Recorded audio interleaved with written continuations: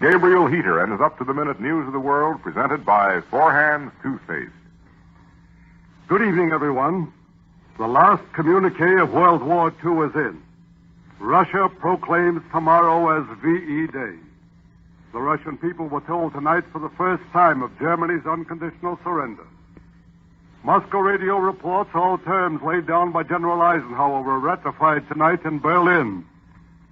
Field Marshal Keitel and Admiral Friedborg signing for Germany in the presence of Lieutenant General Karl Spaatz, Air Chief Marshal Sarafa Tedder, Field Marshal Zhukov, and General de Tassigny. There was some anxiety in many quarters today when 10 hours went by without any proclamation in Moscow. Russia evidently waited for the official hour, 1 minute past 6 tonight, Eastern Wartime. And Russia evidently waited for the ratification in Berlin, for the crowning hour of German humiliation, unconditional surrender in the capital where the war was planned. And they evidently waited for the final death rattle in Dresden and Prague, where the fighting came to an end but a few hours ago and surrender became official 1 hour ago. And now the guns are quiet everywhere in Europe, and the lights are on, and the hearts of men and women are lifted in thanksgiving as millions say tonight, "Mine eyes have seen the glory of the coming of the Lord." Peace in Europe. Peace in Europe. Hitler's war produced one photograph which belongs with those words, peace in Europe. A house in London had just been hit by a flying bomb. People were killed. Rescue work was going on. The picture shows a woman warden carrying out a child. The child crying, pressing its cheek on the woman's helmet, clasping her neck. There's fresh blood on the woman's hand. And the London newspaper which published that picture wrote these words. This picture tells us much.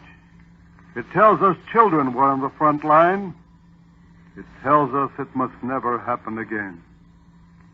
The guns are silent and the lights are on. And the people know the miracle has come to pass.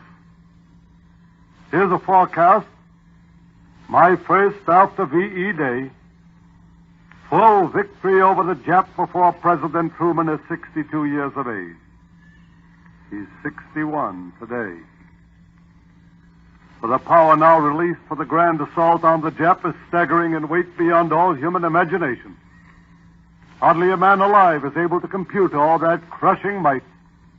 Never has any one nation ever had to face so great an avalanche in men, planes, ships, tanks, and guns, and all the weapons of war, and the wrath of an outraged people. One more year for the Jap may prove to be a long time.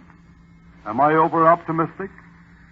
Only 16 weeks ago, the Nazi had 7 or 8 million men, well-fed, well-armed, and well-entrenched.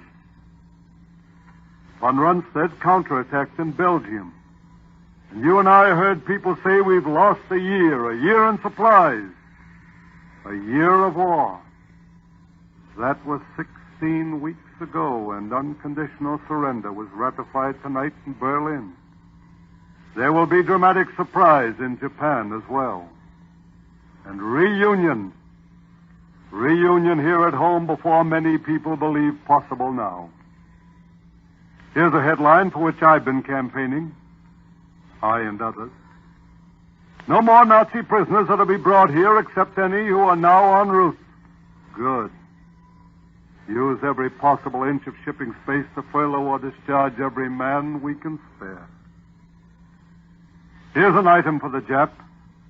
Hitler's contribution to the defeat of Japan. 300 U-boats, all said to be in good shape. Nazi U-boats. Said to be equipped with the latest device for long journeys. They're being turned over tonight to the Allies in good shape. Here's an echo of a long, long nightmare. Benito Mussolini's widow is a prisoner in Allied hands tonight. Well, the brownout is lifted here at home. The lights show in the Capitol building on the dome. And Mr. Vinson may have news tomorrow on the curfew, on the ban on horse racing, on gas and other matters. Meanwhile, Hitler's nose is rubbed good and hard in the mud of humiliation. Germany bans all Heil Hitler greetings, all Nazi salutes. And the number of German prisoners in American-British hands runs into so many millions, it may be more than the combined total of all American and British troops on all European battlefronts. If any army has ever suffered greater humiliation, I am unable to recall it. Peace in Europe. There'll be hundreds of headlines now, all rich in human interest. Things have come to pass which few living men thought probable. General de Gaulle with a price on his head. Shoot this man on sight, said the French quislings. Shoot this man on sight, said the Nazis. One man standing alone, calling to his countrymen to realize France had only lost the battle. Who would have said on that dark day when Hitler danced at Compiègne that de Gaulle would stand today in Notre Dame offering thanksgiving for the victory? That this one man standing alone would be the leader of his people in the great hour of victory. And the men who put a price on his head, fugitives or prisoners. Yes, headlines rich in human interest. You remember these words? 60,000 planes, 45,000 tanks, 8 million tons of shipping in a year, in our first year of war. Here are the results. 1942, 47,000 planes. 43, 85,000 planes. 44, 96,000 planes. In ships and tanks and guns, a free people made good its goal, fulfilled its promise to become the arsenal of democracy. A day may come when some men will say we need a strong man in America, as some men thought we did a few years ago. Remember those figures when it comes. This dedication of free men and women and free labor to the great task. Peace in Europe. 2 million men will come home within a year, in a shorter time perhaps. More than 1 million have come back now, men who bled for this great day. Even now, before the war is over, one hears of veterans who can't find jobs. Even now, one hears of employers who say this man may prove to be a liability in time. I had better drop him now. We gave our pledge. All that we are, we said, all that we can ever hope to be for these men. It was a pledge sanctified with the youth and flower of a great people. It was a pledge we gave in the darkest hour our people have ever known. Let us honor it, and thereby honor ourselves and prove we were worthy of it. In that same pledge we gave, we said there will be no discrimination because of race, creed, or color. We said we fight for this, we fight to prove we can live without prejudice and discrimination.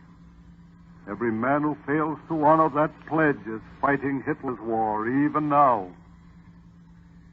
News generally travels by wireless, printing press, and radio, and it moves lightning fast, and its impact is powerful and violent. But an older medium carried today's news. There was no impact of violence. It was a church bell, and the news it brought reached into human hearts. I've heard people say we've always had war and we shall always have more war, and there just isn't anything we can do about it.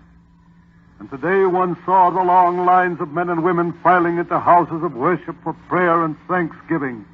And one realized again, nothing will ever lift human hearts as high as a bell tolling its message in one word, peace. One had to be there to see it all and feel it. One had to be near the mother who fell to her knees and raised the careworn face to God, and loud enough for all who were near to hear every word. Heard her say, "Oh God, I've lost one boy. Bring my second back to me. Oh God, I need him so." Always have war because we've always had war? because people just naturally drift from war to peace and back to war again. No, I'll never believe it. Yes, say the people have never found a way to conquer war. Say the people blunder into war. Say the people are betrayed into war. Say the people want peace so much when it comes, we give ourselves up to it so completely we forget all the vigilance we need not to be robbed of it in time. But don't say we've always had war because people want war. I've seen people in every kind of human circumstance and experience. I've seen people rescued from fire and flood and death itself. I've seen a nation come out of all the desperation of hard times and feel the exaltation of a job and security and the dignity it brought. But nothing in all human experience has ever moved men and women as a bell tolling that one word, peace, as it did today, even when peace had come only on one battlefield. Even when millions knew it was peace only in Europe. Even as millions knew all the peril and grief waiting on other fields of battle. Even as millions knew peace in Europe was only a brief flash of light in a long night. The people knew millions in Europe were homeless and faced famine and disease and all the plagues left by the horsemen of war. People knew the price it would take in toil and sweat before peace could mean anything, even in Europe. But the harvest of death was over on one battlefield, and human hearts were on fire. How can anybody say the people have always had war and would always have it? If all the nations now in conference at San Francisco could feel the great upsurge which came out of human hearts today, this would be the war to conquer war. Wherever people met, someone would say, you know, it isn't like 1918 at all. People are quiet. They're solemn. They feel it all just as deeply, but there isn't any celebrating, no exaltation. And you'd hear somebody reply, it's good to know the dying in Europe is over at least. But how are you going to celebrate when you know at this minute boys are dying on Okinawa? When you know the scourge of war will claim a frightful price before Japan is crushed? When you know how many who marched away to Europe are not coming back again? Our casualties, 750,000. If all the men at San Francisco could hear the people speak, they would know they carry a mandate as solemn as any delivered to men who ever came together. A mandate born in the hearts of millions who are trying to say, this pearl of great price, it was almost ours a generation ago. This miracle called peace, with the people fighting for it, praying for it. And willful men fought along party lines and fought each other over words, little realizing they were winning empty victories to be paid for with the lives of our sons one generation later. In a tiny church in England, a man and his wife waited all night for the dawn's day. There were many other nights when they were in that same church, when the whole world waited for the Nazis to land in Britain. And the church bells were to warn everybody the Nazis had come. Night after night, this man and his wife came prepared to sound their alarm. And by the grace of God, the Nazi never came. But now the bell was to peal joyous news, tidings of victory and peace. And the man turned to his wife and he said, I'll ring as I never rang before, with all my heart and all my strength, until even our boy will hear it. Their boy would hear it in the cemetery hilltop, which was now his home. Here where his youth and dreams and his love were all sacrificed. I'll ring, said his father, as I never rang before. You and I, we'll fight for the peace as we've never fought before, until every man whose responsibility it is will know this is our mandate. This is keeping faith with those who kept faith with us. Good night. Thank you, Gabriel Heater. Gabriel Heater with up-to-the-minute news of the world was presented this evening by Four Hands Toothpaste, and he is heard Monday through Friday evenings at this same time. and Sunday evenings over most of these stations 15 minutes earlier. This is the Mutual Broadcasting System.